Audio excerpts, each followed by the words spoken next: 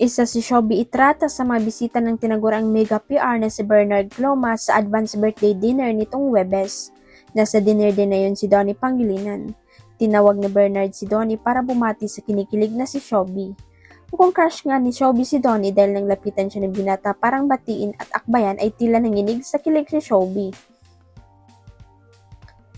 Marami naman ang natuwa sa nakita nilang pagkilig ni Showby kay Donnie. Nakakaaliro kasi si Showby, di kano kaya maging reaksyon ni Anthony Constantino na naliling kay Showby kapag nakita ang pagkakilig ng dalaga kay Donnie? Magsiselos kaya si Anthony? Nako, sana wag naman ma-insecure si Anthony sa pagkakilig ni Showby kay Donnie, no? Binibiro ng fans at casual si Binicolette Vergara dahil seryoso ito sa ginawang pagbebenta sa online ng lechon belly. Joke ng netizen, mukhang malaki-laki pa raw ang kailangan nitong pera na panggastos para sa Coachella. Kinaaliwan kasi ng mga tambay sa social media ang Facebook post ni Colette nitong Huwebes. Bola na ang ginamit na salita ni Colette sa nasabing FB post, pero agad itong naintindihan ng mga fan at agad ding nagtrending sa FB at iba pang social media apps.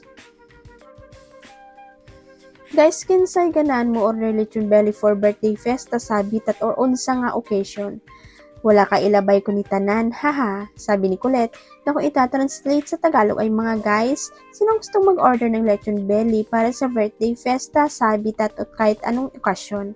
Kapag walang kumo, itatapon ko na lang tong lahat, haha. Nagkomento rin si Colette sa mismong FB post niya ng guys, mura ra ko ga joke pero tinuod ni Hadto. Guys, nagbibiro lang ako pero totoo ito.